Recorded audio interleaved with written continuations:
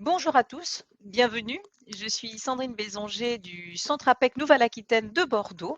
Bienvenue pour ce webinaire dédié à Je suis cadre, commentaire réparti du CEP. Donc, quelques petites règles de fonctionnement ensemble. Donc, nous sommes ensemble pendant 1 heure pour ce webinaire. L'occasion pour vous, en tout cas, de découvrir, redécouvrir en quoi consiste le conseil en évolution professionnelle.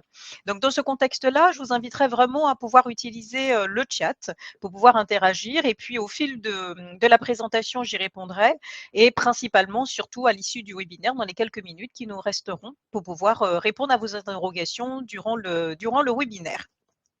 Alors, concrètement, en termes de donc ça, c'est par rapport au fonctionnement, voilà. Donc nous sommes sur la semaine de l'évolution professionnelle, qui a débuté lundi, et qui va s'articuler jusqu'au 20 octobre, par conséquent, avec les différents acteurs, du CEP, dont l'APEC évidemment, le réseau EVA, le groupement Évolution, la boutique de gestion Guyane, Antea RH Corse et Axis Martinique. Voilà, donc là, vous allez tout au long de cette semaine de l'évolution professionnelle, ça sera l'occasion justement de pouvoir découvrir, redécouvrir le CEP, rencontrer, savoir également quels sont les dispositifs qui peuvent exister à ce niveau. Et donc 100% digital, gratuit et accessible à tout un chacun. Donc, quand on parle justement de conseils en évolution professionnelle, on va aussi pouvoir clarifier certains points à ce niveau, puisque le conseil en évolution professionnelle, c'est vraiment, en tout cas, c'est un dispositif, en tout cas, qui peut être mobilisé tout au long de la vie professionnelle, quel que soit votre statut. Euh, à la fréquence que vous souhaitez, hein, il n'y a pas de nombre, vous n'avez pas un nombre de rendez-vous ou de rencontres maximum, et surtout en fonction du questionnement au moment de là où vous en êtes, de votre trajectoire professionnelle, de vos questionnements, de vos actions. Donc, comme je vous disais tout à l'heure, c'est une prestation qui n'est pas payante puisqu'elle est déjà préfinancée par les cotisations sociales.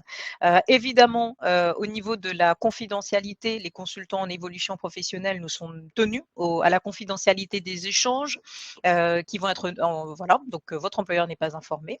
La neutralité, évidemment, dans le conseil qui va vous être apporté, puisque c'est vous hein, qui va être le moteur, l'acteur en tant que tel. Et puis, évidemment, comme je disais, le côté impartial également. On n'est pas là pour prendre une position en tant que telle. Donc, il faut également aussi intégrer le fait que le conseil en évolution professionnelle est accessible également euh, aux personnes qui rentrent dans la vie active, ce qu'on peut mettre dans la catégorie les jeunes diplômés qui sont en recherche d'emploi. Et on va voir tout à l'heure quels sont les acteurs qui peuvent répondre à leurs besoins, mais aussi aux fonctionnaires, hein, puisque c'est aussi un dispositif qui s'adresse aux collaborateurs du public, en l'occurrence. Donc vraiment, voilà, tout le monde a accès au conseil en évolution professionnelle en tant que tel. Déjà, dites-moi un petit peu, vous, dans le fil de discussion, dans le chat, est-ce que certains d'entre vous ont déjà pu bénéficier du conseil en évolution professionnelle et puis pouvoir partager aussi au sein de ce chat, qu'est-ce que ça a pu vous apporter en tant que tel. Alors, justement, à qui ça s'adresse finalement? Donc, je disais à tout un chacun. Maintenant, concrètement, pour qui donc, comme vous avez pu voir, on a les différents acteurs du conseil en évolution professionnelle. Donc, vous avez les premiers qui sont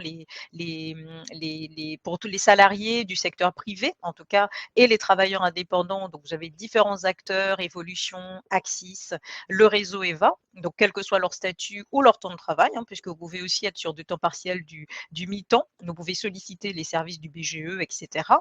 L'APEC, plus spécifiquement pour les cadres, en tout cas les personnes qui occupent des fonctions dites à responsabilité. Les jeunes diplômés également peuvent solliciter nos services puisque c'est aussi notre public cible. Le Pôle emploi pour les personnes en recherche d'emploi inscrites au Pôle emploi. Les missions locales pour les moins de 26 ans, en l'occurrence, donc ça peut être des jeunes diplômés, peu importe leur niveau d'études, puisqu'au niveau de l'APEC, c'est à partir du niveau licence et plus que nous sommes amenés à accompagner les jeunes diplômés. Et puis pour les personnes en situation de handicap, il y a également le Cap Emploi qui est un partenaire pour vous dans le cadre du conseil en évolution professionnelle. Donc vraiment, vous avez le choix entre plusieurs interlocuteurs, hein, du conseil en évolution professionnelle. Là, j'ai maximisé sur vraiment, en fonction des caractéristiques, des spécificités de votre profil, quels sont les acteurs, prioritaires en tant que tels que vous pourriez solliciter. Mais tous ces acteurs sont accessibles et tous ces acteurs peuvent répondre à vos interrogations. Voilà, donc dans tous les cas, voilà. Cependant, petit bémol néanmoins, pour les fonctionnaires, vous avez aussi, en tout cas dans ce cadre-là, dans le cadre de la fonction publique territoriale, hospitalière ou d'État, des conseillers en évolution professionnelle dédiés. Donc, ça peut être intéressant de se rapprocher de sa direction des ressources humaines, puisque c'est au sein de ce service que vous allez pouvoir prendre rendez-vous avec un conseiller en évolution professionnelle, avec les mêmes règles que tout à l'heure. Le côté impartial, le côté neutre et gratuit, évidemment, de l'accompagnement. Donc, on est vraiment dans cette optique. Euh, En tant que, donc on a vu pour qui ça s'adressait. Donc en termes d'objectifs du conseil en évolution professionnelle, ça se recoupe en différents niveaux, hein, puisque du coup, comme je vous l'expliquais, on peut être dans l'élaboration, la formalisation, la mise en œuvre d'une stratégie. Donc ça peut être, c'est vraiment un accueil individualisé qui est adapté à votre besoin, aux besoins de la personne, et puis un accompagnement personnalisé également. D'accord? Donc individualisé, personnalisé.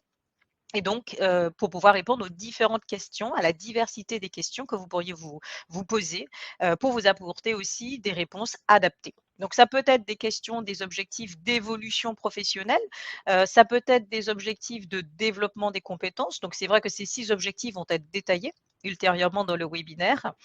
Ça peut être également la reconversion ou la transition professionnelle qui est visée.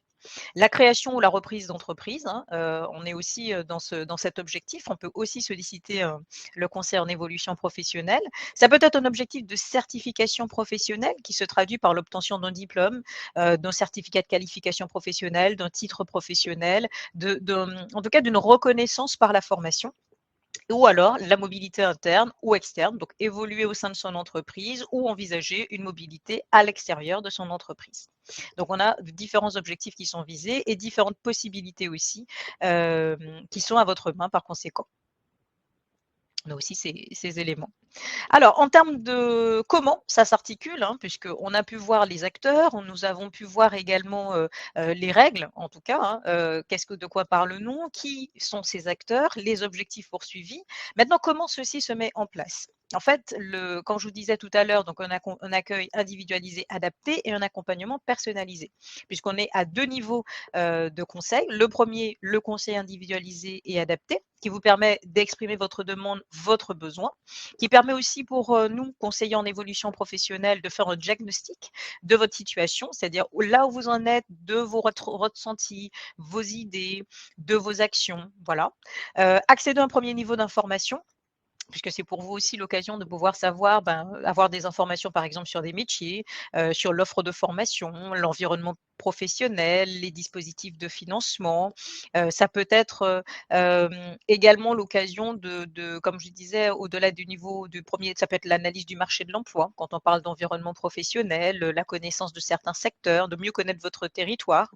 Et puis, c'est aussi l'occasion, lors de ce conseil individualisé et adapté, d'identifier les démarches possibles et l'éventuelle suite, évidemment, à donner.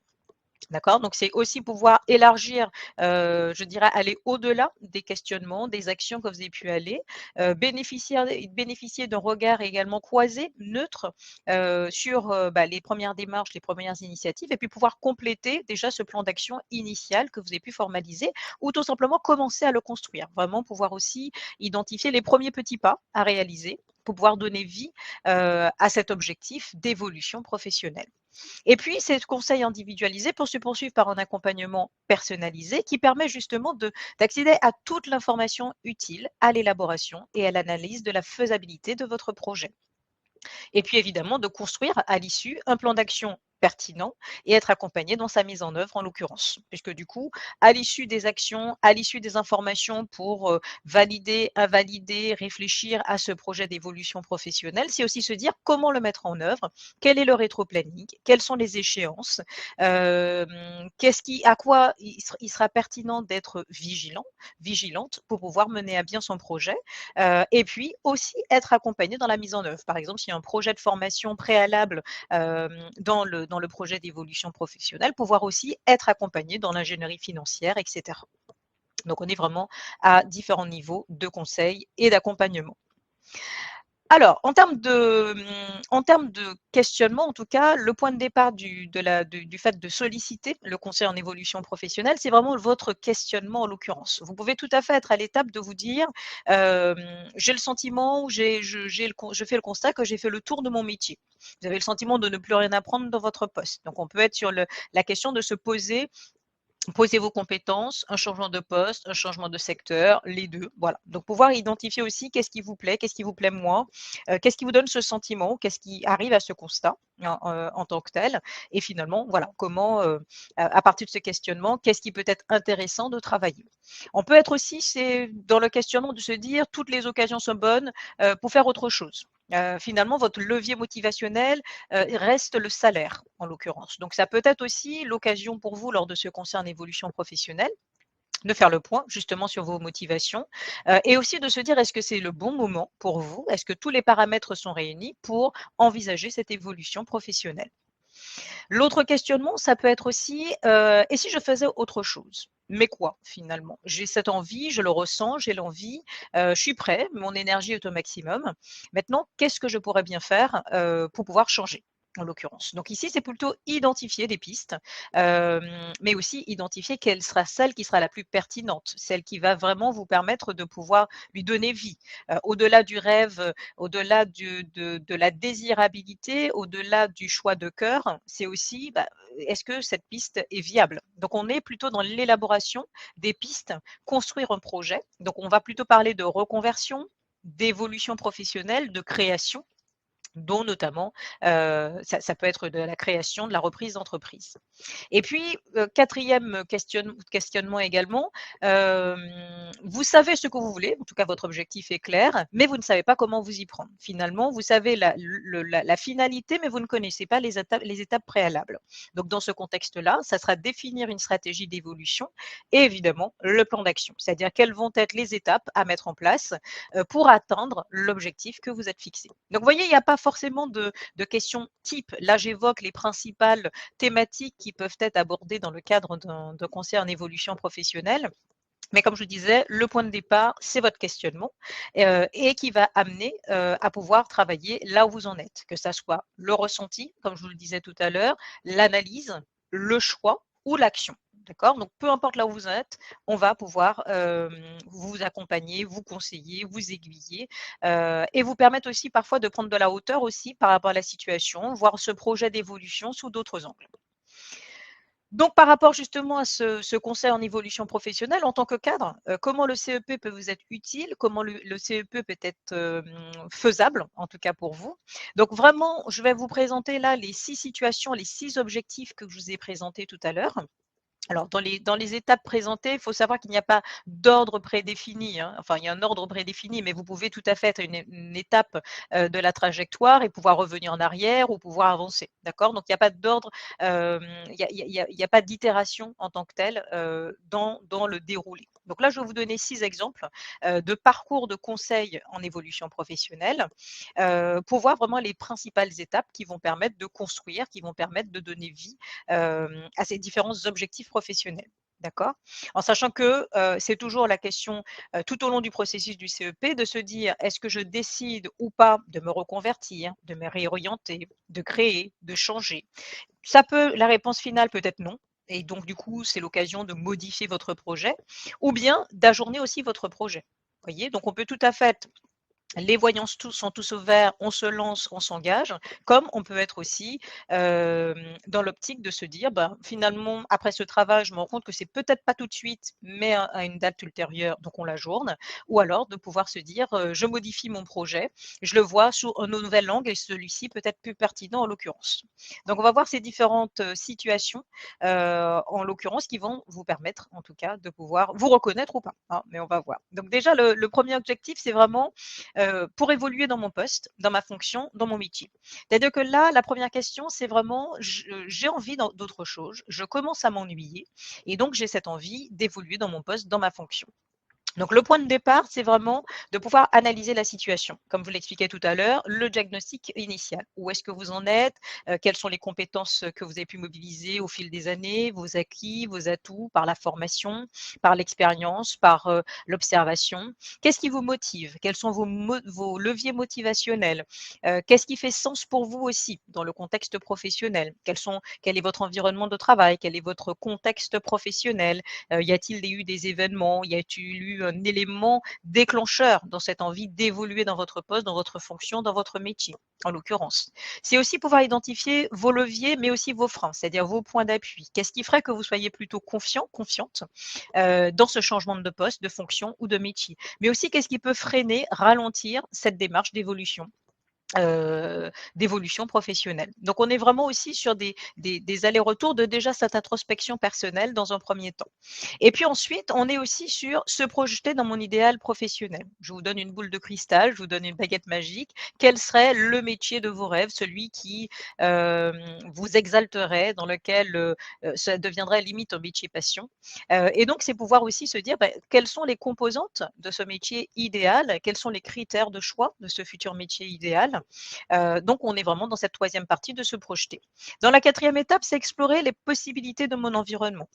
Parce qu'au-delà de l'idéal, c'est aussi se dire, est-ce que finalement, en interne, ce que je recherche n'existe pas déjà? Donc c'est déjà aussi faire l'état des lieux de là où j'en suis, là où je suis professionnellement, quelles sont les perspectives, quelles sont les opportunités, les politiques RH de ma structure, en termes de gestion prévisionnelle des emplois et des compétences, en termes de mobilité interne, en termes de formation.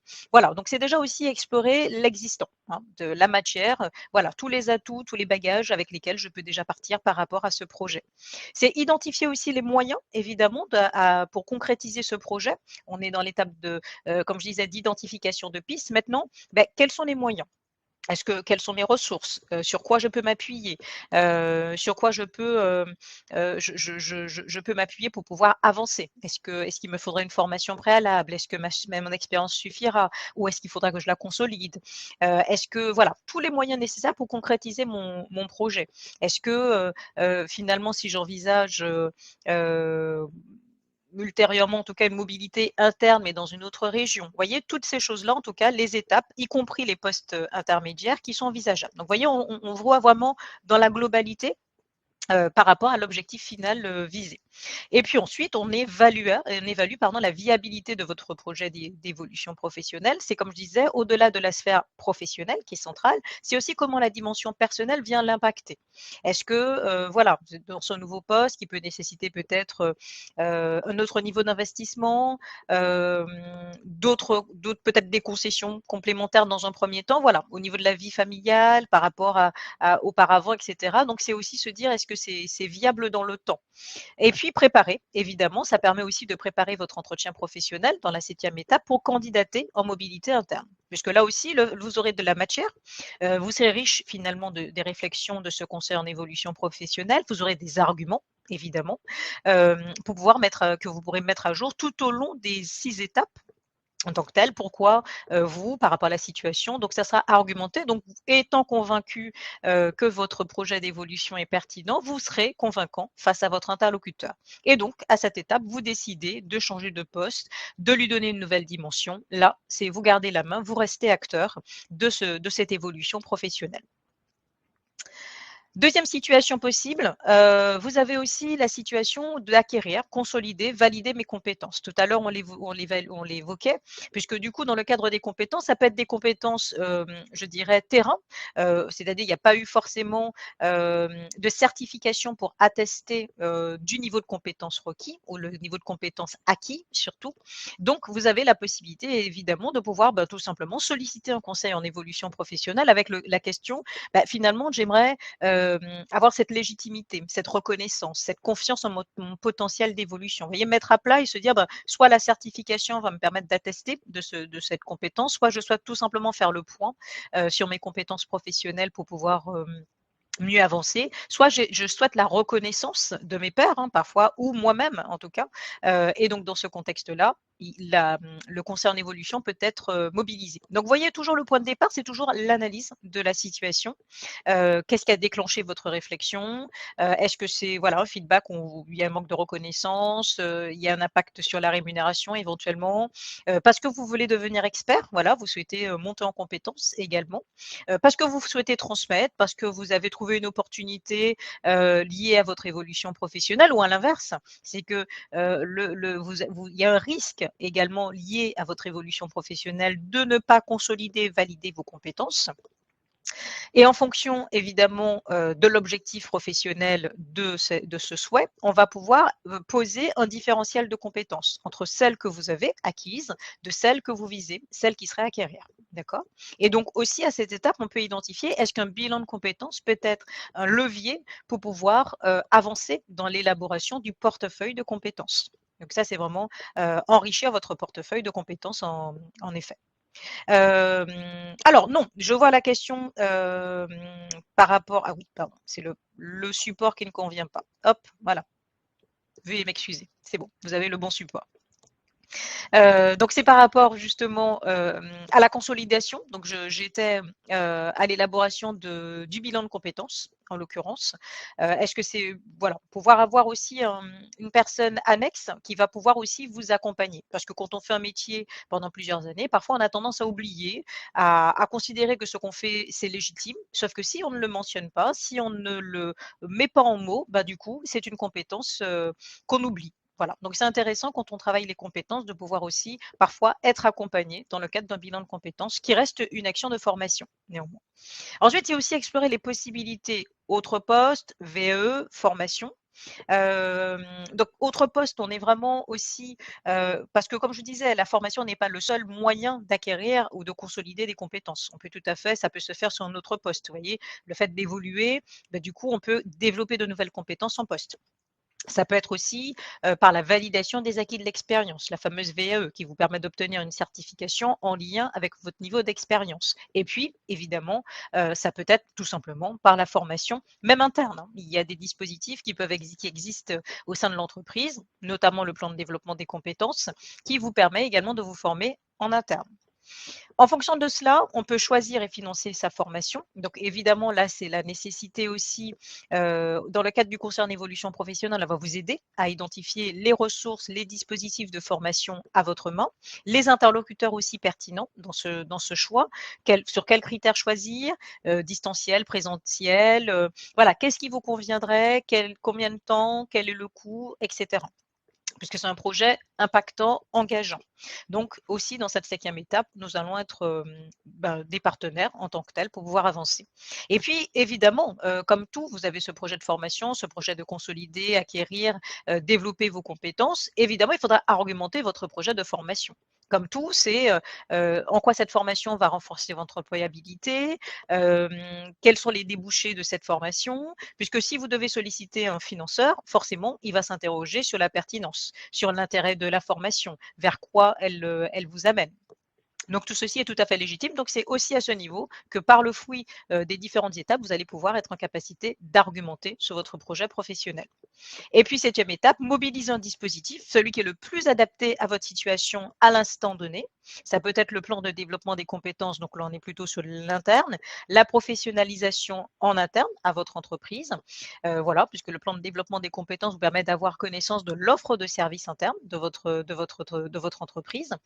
Ça peut être le projet de transition professionnelle sur lequel nous reviendrons, le PTP, qui vous permet de pouvoir, mais je vais détailler tout à l'heure en tout cas, mais rapidement, qui va vous permettre de pouvoir mobiliser la formation sur le temps de travail en étant rémunéré et donc du coup, à l'issue de la formation, revenir en entreprise et ensuite donner, soit démissionner, soit partir, soit rester, etc. Vous avez aussi la VE, la validation des acquis de l'expérience dont je vous ai parlé tout à l'heure. Et puis, évidemment, vous avez le CEP démissionnaire qui vous permet de démissionner de votre poste de travail pour rapport à un projet de reconversion, réorientation avec préalablement un projet de formation. Et à partir de ça, est-ce que je décide d'enrichir mon portefeuille de compétences? C'est toujours, vous voyez, au niveau des différentes étapes, il y a toujours ce questionnement de se dire, est-ce que, au-delà de tout ce travail investi, est-ce que j'y vais ou pas? Est-ce que, voilà, je m'engage ou pas dans la démarche? Est-ce que je vais au bout? Est-ce que j'aboutis? Est-ce que je souhaite donner vie, en tout cas, à ce projet d'évolution, cette fois-ci, par la formation, par la consolidation de mes compétences? D'accord? Donc on est vraiment aussi dans cette dynamique en tant que telle. Autre situation qui est aussi envisagée, qui est des situations auxquelles, nous sommes conseillers en évolution professionnelle, confrontés, c'est aussi envisager de mobilité interne ou externe, finalement. Puisque là, le questionnement, c'est plutôt: j'ai envie, hem, comment ça s'appelle? J'ai on est aussi sur le questionnement: j'ai envie de prendre des responsabilités, goûter un autre secteur, une autre culture d'entreprise, hein. Il y a aussi ça, c'est qu'on a le sentiment que l'herbe est plus verte ailleurs, en tout cas qu'elle va répondre à nos besoins. Et puis on évolue aussi, hein, dans un environnement professionnel. Nos envies évoluent. On a des valeurs également. Donc nos valeurs, finalement, vont être peut-être plus se manifestent un petit peu plus peut-être à ce moment de notre trajectoire professionnelle. Donc on a en tout cas, voilà, on a d'autres envies professionnelles. Donc la mobilité interne ou externe peut être sollicitée.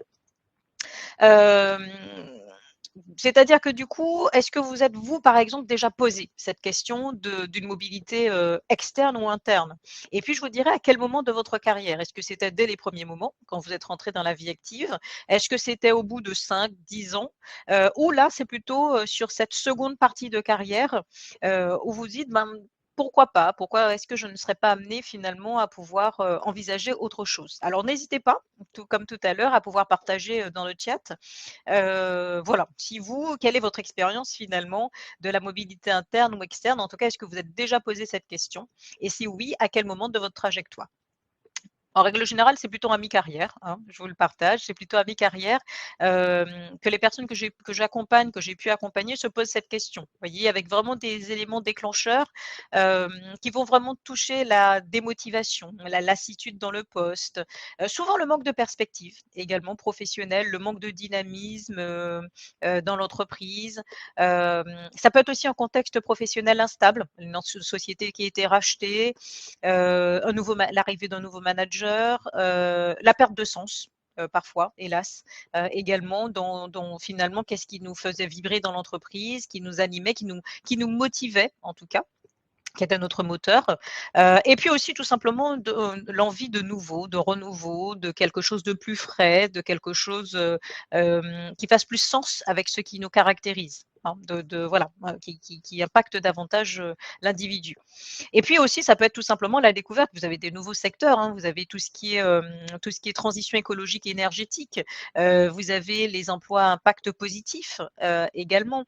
Vous avez notamment un secteur qui a le vent en poupe, c'est l'économie sociale et solidaire. Donc vous avez aussi, hem, ces valeurs, ces motivations, ces envies qui font sens et qui donnent envie aussi de cette mobilité, qui donnent envie d'autre chose. Et donc c'est vraiment, on questionne le «je peux», qu'est-ce que je peux faire? Qu'est-ce que je veux faire? Qu'est-ce qui est possible de faire et comment on y va? D'accord? Donc analyse de la situation, analysez votre parcours professionnel, hein, pour comprendre aussi, ben, les événements qui ont pu influencer vos choix. Est-ce que c'était plutôt choisi, subi? Voilà, ces transitions professionnelles. Formaliser mon portefeuille de compétences, on retrouve, hein, cette notion de compétences pour plus se dire: «Ben, voilà, qu'est-ce qui peut être transposable, transférable dans de nouveaux métiers?» proches ou plus éloignés. C'est aussi faire le point sur vos motivations, vos valeurs justement, hein, qui vous animent. Identifier vos logiques de réussite, c'est-à-dire dans quelle situation donc vous réussissez le mieux, vous êtes le plus légitime, vous vous sentez à l'aise. Voilà, et puis explorer vos perspectives d'évolution, votre marché interne et externe, comme tout à l'heure. Déjà en interne, qu'est-ce qui est possible de faire? Qu'est-ce qui est à votre main? Hem, Déjà, ça peut être par rapport au N+1, N+2, peut-être que c'est faire part de cette envie d'évolution interne, quelles sont les opportunités? Ça peut être le service RH, hem, pareil, qui va être force de proposition aussi pour pouvoir vous conseiller ou tout simplement à l'externe finalement, c'est vraiment à l'externe que votre souhait d'évolution pourra se concrétiser. Et puis comme tout, évidemment, c'est pouvoir élaborer votre plan d'action. Comment mettre en œuvre? Quel est le rétro-planning? Quelles sont les échéances, à respecter? Quels sont les, mmh comment dire, les points d'appui et puis surtout les signaux d'alerte, c'est-à-dire pour rester quand même dans la dynamique, ne pas s'essouffler non plus dans cette démarche de mobilité. Et puis comme tout, est-ce que je décide d'enrichir, d'infléchir ma trajectoire professionnelle? On est dans dans ce questionnement, dans ces interrogations en tant que telles. Autre situation où là, c'est vraiment la reconversion qui est visée, hein. Quand on parle de reconversion, nous sommes ici sur un changement de secteur, un changement de fonction. Donc les 2 changements sont envisagés, voyez?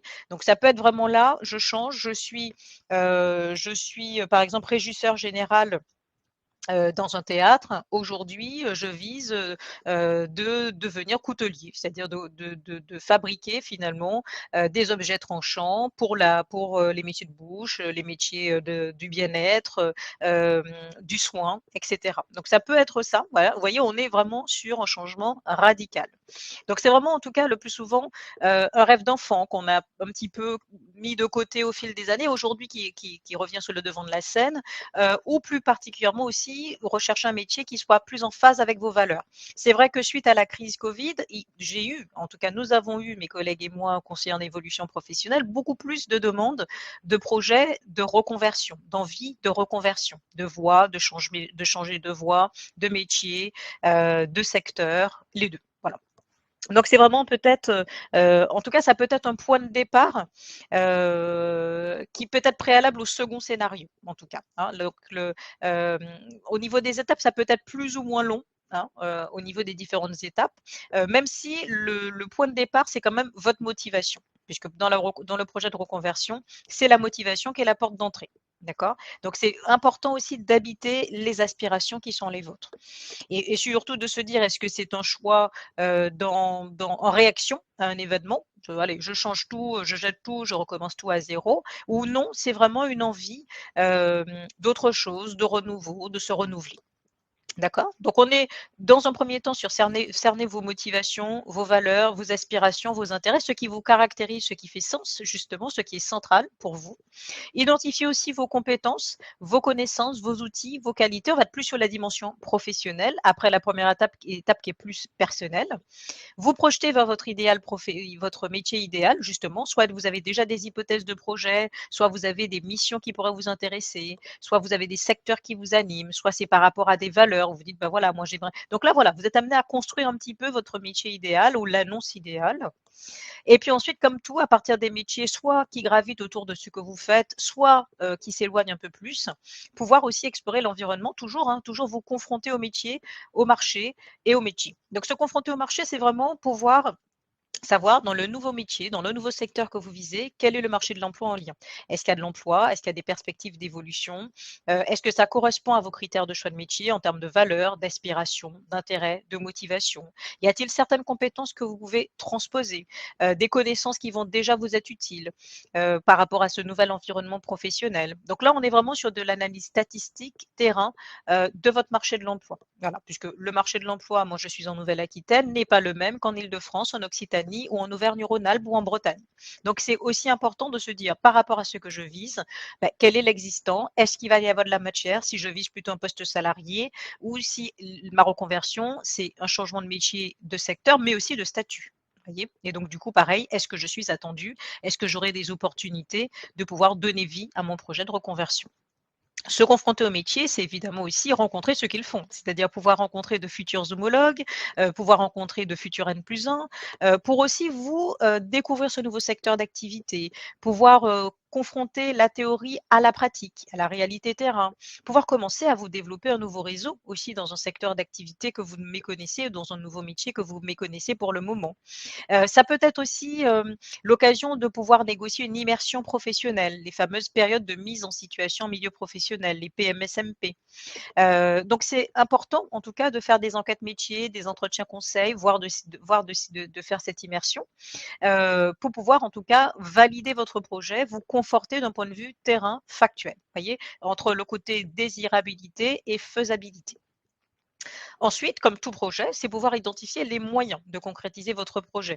Est-ce que l'accès nécessitera forcément un projet de formation? Est-ce que votre expérience suffira pour pouvoir accéder à ce nouveau métier, ce nouveau secteur d'activité? Est-ce que ça sera un mixte, voilà, pouvoir voir en tout cas ce qui pourra être nécessaire de mettre en œuvre pour pouvoir donner vie à votre projet. Et puis, comme on l'a évoqué tout à l'heure, évaluer la viabilité du projet d'un point de vue financier, aussi. Est-ce que c'est maintenant, hein, voilà, est-ce que, par exemple, s'il y a un projet de formation au niveau du compte personnel de formation, quel est votre solde? Est-ce que, votre formation peut être financée? Et si c'est un projet qui vous avez un projet de mobilité géographique en tout cas pour donner vie à ce projet, qu'est-ce qu'il en est, le déménagement et tout ce qui s'ensuit. Comme ça peut être aussi un projet, d'un point de vue familial comme on a pu l'évoquer. Est-ce que finalement c'est un projet que vous portez tout seul ou vous avez le soutien de l'entourage aussi dans ce projet de reconversion? Parce qu'il va y avoir des hauts et des bas, c'est légitime, hein. Il y a toujours une part de risque dans tout projet, et c'est aussi pouvoir aussi avoir des personnes qui réavivent cette motivation initiale quand parfois, voilà, ça va pas aussi vite ou ça fonctionne pas comme vous l'auriez souhaité par rapport à ces étapes. Et la 7e, c'est vous organiser et ne pas négliger les détails pratiques. Justement, par exemple, si j'ai un projet de formation, la date butoir pour s'inscrire, si c'est en alternance, toutes ces étapes-là finalement. Identifier le bon organisme. Si un dossier de financement à présenter, il y a des délais, comment dire? Il y a des dates butoirs. Donc tous ces éléments-là, c'est important aussi ça nécessite une certaine organisation aussi pour vous organiser et ne pas négliger, ce qui va vous permettre de donner vie à ce projet de reconversion. Et pareil, est-ce que vous décidez de vous reconvertir, de vous réorienter ou pas? Donc ça, c'est vraiment important également de pouvoir, aussi, voilà, mener à bien, construire le projet. Hem, donc finalement, dans cet accompagnement, c'est plus vous aider à construire une décision. D'accord? Parce qu'encore une fois, vous restez acteur. Dans le conseil en évolution professionnelle, nous, on va venir, bah, vous conseiller, vous aiguiller, nous apporter aussi les outils, la matière pour avancer dans votre questionnement, dans vos actions, dans votre réflexion. Mais la décision, elle vous appartient. C'est vous qui décidez d'y aller ou pas en connaissance de cause. Jusque-là. Hop. Alors, devenir entrepreneur. Alors, devenir entrepreneur, ici, on est plutôt sur la thématique de oser se lancer. Oser se lancer dans une alternative au salariat en tant que tel. Parce que devenir entrepreneur, c'est un métier, hein, d'être entrepreneur. Parfois, c'est un choix, en tout cas dans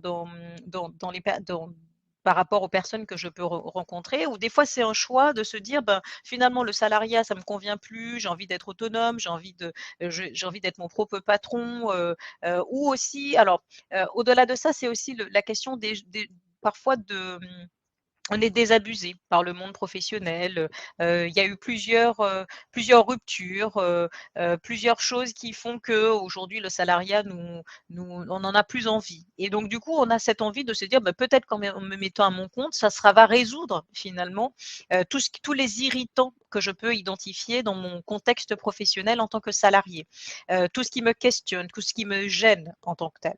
Donc devenir entrepreneur, c'est vraiment, en tout cas, dans le cadre du conseil en évolution, en tout cas, professionnel, c'est vraiment pouvoir travailler avec vous l'adéquation homme-projet d'entrepreneurial, le statut de devenir chef d'entreprise, parce que là aussi, c'est des compétences d'être chef d'entreprise. C'est un métier, vous voyez. Donc c'est vraiment important aussi de se poser la question de est-ce que vous vous lancez, oui ou non? Donc vraiment, dans cette première étape, devenir entrepreneur, dans ce diagnostic, c'est aussi se dire, toujours pareil, hein, quel est l'élément déclencheur? Quelles sont les caractéristiques également de votre offre de service? Quelles sont les compétences sur lesquelles vous pouvez déjà vous appuyer? Quelles sont celles que vous devrez acquérir? À quelle cible, finalement, cette offre de service s'adresse? À quel stade vous en êtes également de ce projet? Est-ce que vous l'avez déjà testé? Auprès de la clientèle, auprès de la cible donnée, sur quel périmètre vous souhaiteriez vous positionner, qu'est-ce que ce changement de statut peut vous apporter que vous n'avez plus, ou que vous n'avez pas en tant que salarié? Vous voyez? Donc c'est vraiment cet ensemble de questionnements aussi, qui va aussi permettre de pouvoir, déjà initier, aller plus loin dans la réflexion que purement: «J'ai envie d'entreprendre». Vous voyez? Donc on est en amont vraiment de l'accompagnement à la création d'entreprise. On est plutôt dans les premiers temps de: «J'ai envie d'entreprendre, j'ai des idées», comme: «J'ai envie d'entreprendre mais je ne sais pas encore encore croit, voilà, seul, en étant accompagné ou en reprenant une entreprise. Donc évidemment, on va aussi être amené à pouvoir cerner vos motivations, vos intérêts, les valeurs auxquelles l'entrepreneuriat pourra répondre, vos aspirations professionnelles. Voyez, on va aussi être sur le métier en tant que tel d'entrepreneur avec les 8 compétences attendues d'un porteur de projet, dont la dimension commerciale.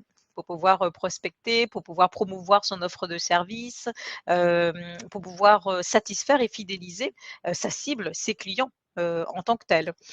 Donc on est vraiment, comme je vous disais, vraiment en amont du projet de création, les compétences, les motivations, le marché.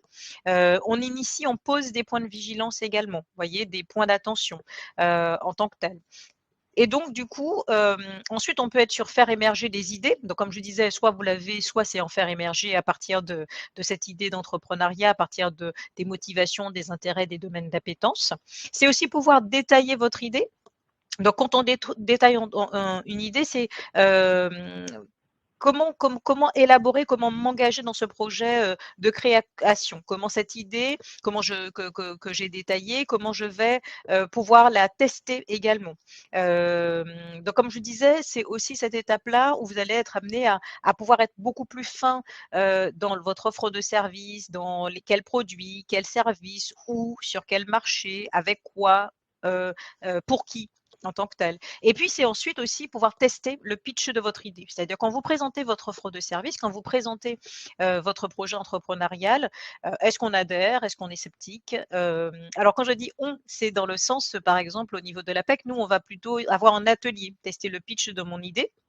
Et au sein de cet atelier, c'est d'autres porteurs de projets qui vont être, donc c'est de l'intelligence collective hein, finalement, pour aussi venir compléter, venir appuyer, venir vous donner à voir des points d'appui, des axes d'amélioration. Parce que ce pitch, vous aurez aussi à défendre, à valoriser votre projet par rapport à des financeurs potentiels. Voyez, peu importe.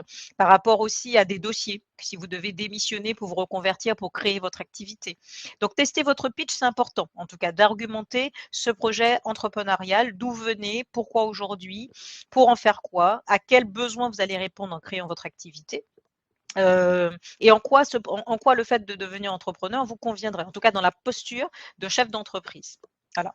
Et est-ce que vous avez aussi conscience finalement de tout ce que ça sous-entend d'être chef d'entreprise? Voilà, les engagements, parfois la solitude du chef d'entreprise. Donc voilà, ou si vous voulez vous associer, pourquoi, comment l'associer peut être complémentaire ou pas aux compétences que vous souhaitez apporter à ce projet. Donc c'est un ensemble. Et c'est là où nous passons de l'idée au projet. Vous voyez, on passe de l'idée que j'ai détaillée, que j'ai testée, que j'ai argumentée, au projet finalement de création d'entreprise, où là, le statut, va être identifié. Est-ce que ça va plutôt être du portage salarial, de la micro-entreprise, auto-entreprise, enfin c'est la même chose, hein, micro-entreprise, auto-entreprise, que ça soit une société individuelle, que ça soit de la reprise d'entreprise, voilà. Et c'est là où du coup on va pouvoir aussi, en tout cas en tant que conseiller en évolution professionnelle, vous orienter vers le réseau de l'écosystème de la création d'entreprise. Donc ça peut être des boutiques de gestion, des pépinières, des incubateurs, des coopératives d'activité et d'emploi, des sociétés de portage. Ça peut être un réseau de l'orientation également. Ça peut être des partenaires compétents, notamment des experts comptables pour le business plan. Ça peut être vers des avocats. Voilà. Donc en fait, vous avez différents éléments. Mais devenir entrepreneur, c'est vraiment en amont de la construction du projet d'entreprendre. C'est vraiment vous dans la posture du chef d'entreprise avec l'idée qui est la vôtre. Voyez, donc c'est un vrai projet d'évolution professionnelle et qui se construit, qui s'argumente, qui se détaille. Alors, de la même façon, dans la continuité, au-delà de devenir entrepreneur, nous avons évidemment définir une stratégie de recherche de poste ou de plan d'action, puisque au-delà de l'évolution par la reconversion, par comment dire, en changeant de métier, mobilité interne, mobilité externe, en valorisant, en étant amené à acquérir de nouvelles compétences. On est aussi tout simplement dans de l'évolution professionnelle, tout simplement dans le sens de je cherche un nouveau poste en soi. Donc ici, le questionnement, c'est plutôt la mise en action du projet. Le comment on en parle, comment on parle de son projet, de rechercher un poste, quelle est sa stratégie de recherche d'emploi en tout cas. Donc au niveau de, donc c'est plutôt que des techniques de recherche d'emploi. Dans tous les cas, donc on est aussi sur là, il va y avoir la dimension technique de recherche d'emploi, mais pas que, puisque dans le conseil en évolution professionnelle, c'est aussi de la même façon. Vous voyez, on n'est pas uniquement sur voici les actions à mettre en œuvre, c'est en amont, c'est déjà faire le bilan, quelles sont les ressources que vous avez, les compétences, les valeurs, les motivations, etc. Quel est votre projet? Donc finalement, clarifier votre positionnement professionnel, quelle typologie d'entreprise vous visez, pour quel niveau de rémunération, quel type de contrat êtes-vous prêt à accepter, sur quel périmètre géographique de recherche, et de la même façon, quel est l'état de votre marché de l'emploi? Est-ce que votre profil, quel est le profil de votre concurrence par rapport au vôtre?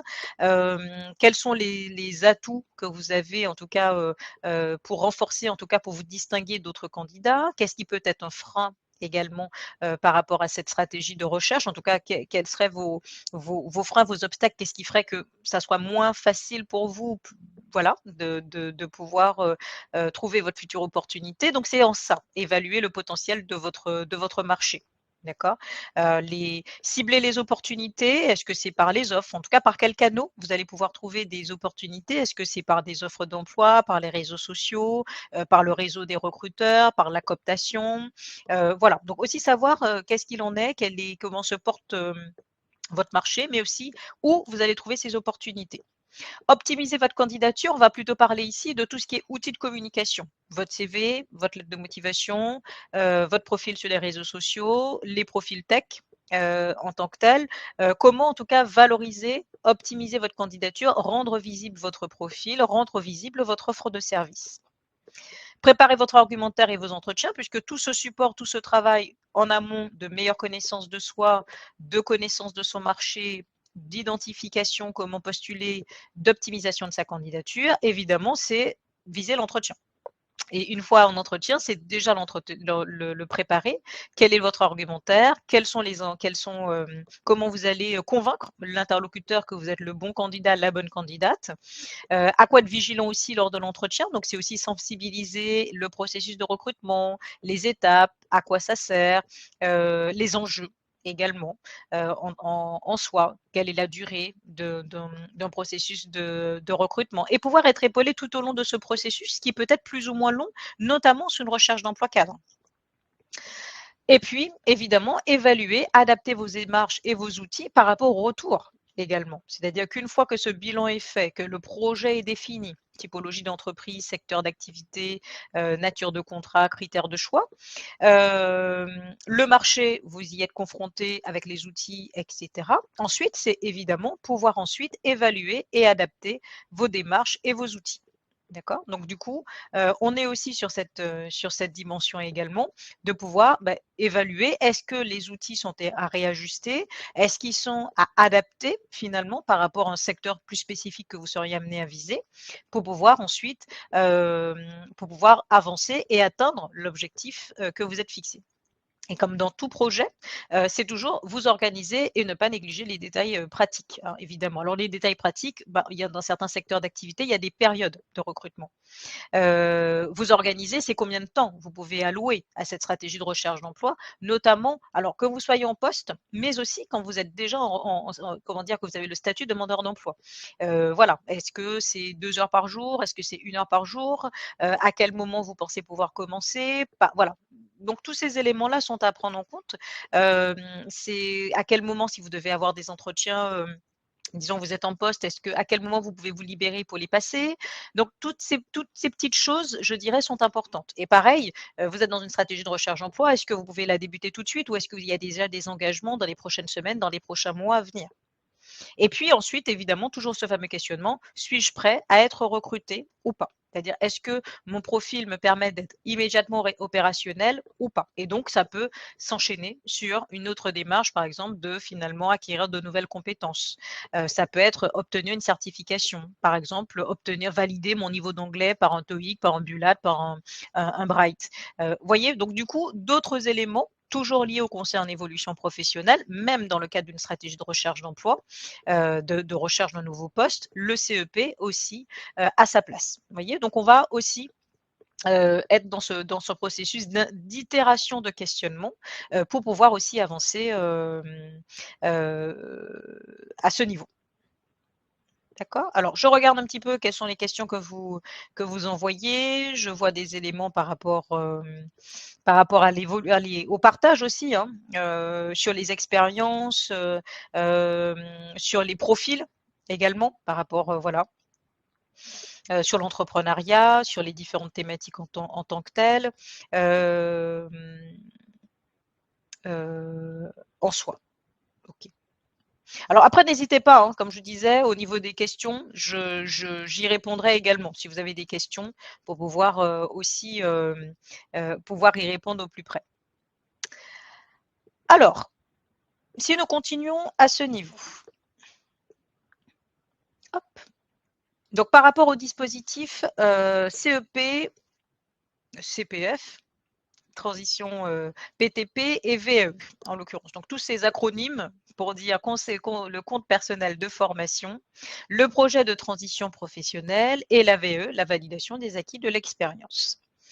Donc le compte personnel de formation, c'est un compte que vous êtes amené à créer en toute autonomie à partir de votre numéro de sécurité sociale pour pouvoir identifier des offres de formation, l'offre de formation éligible, certifiante, mais aussi non certifiante. Puisque certifiante, comme je vous l'expliquais tout à l'heure, ça peut être un diplôme, une certification de qualification professionnelle, ça peut être également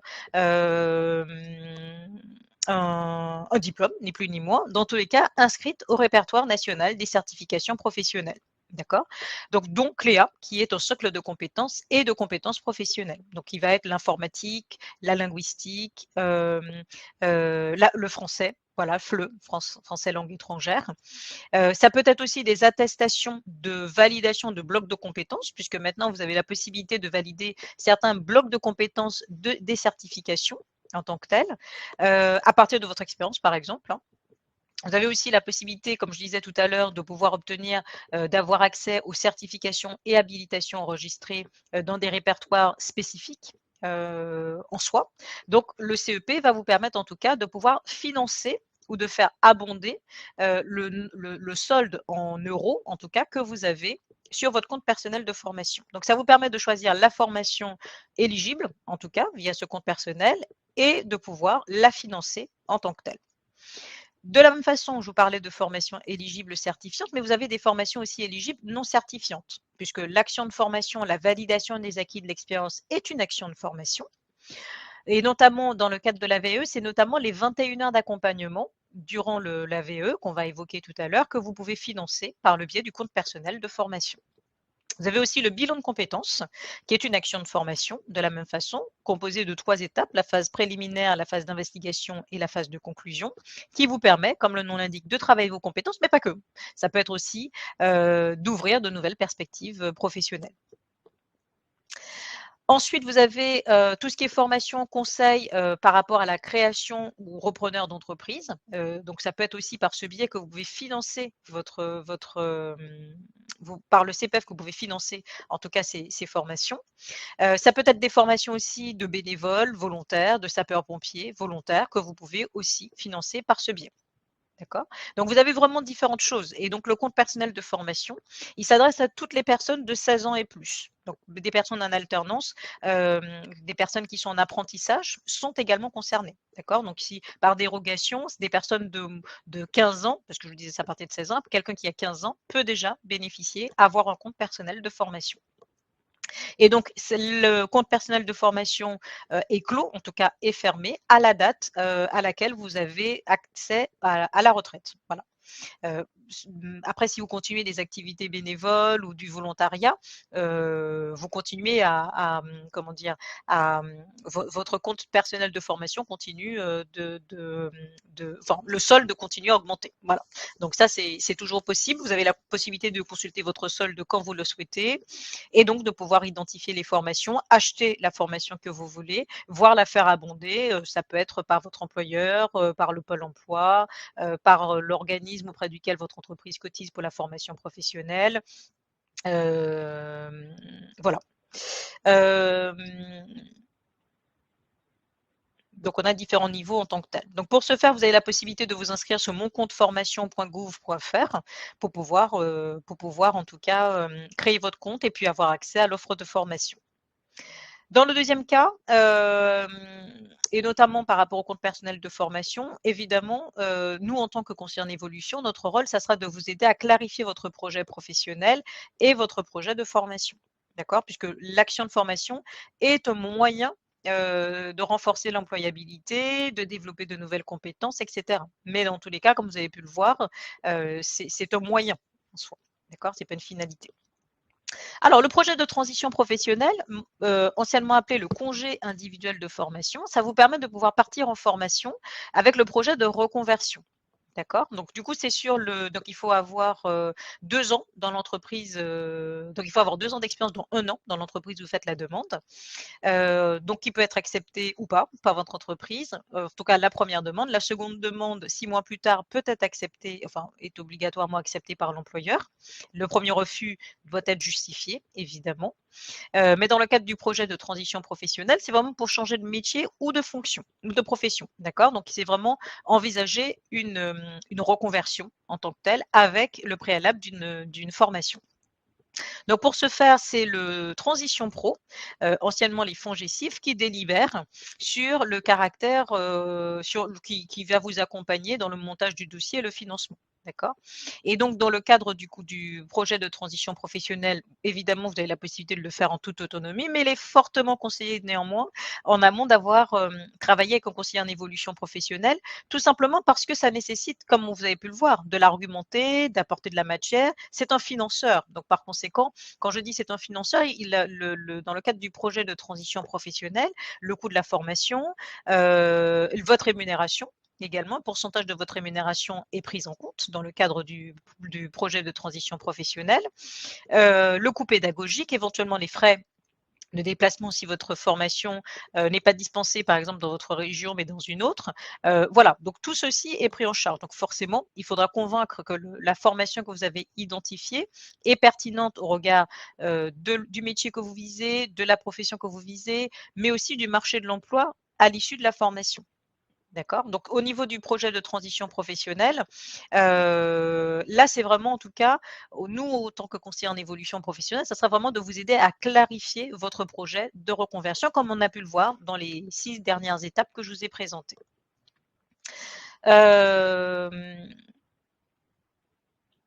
Donc du coup, oui. Après, vous évoquiez également ceux qui ont l'obligation d'emploi ou de maintien en emploi, par exemple ceux qui ont la reconnaissance la reconnaissance travailleur handicapé, la RQTH, pardon, voilà.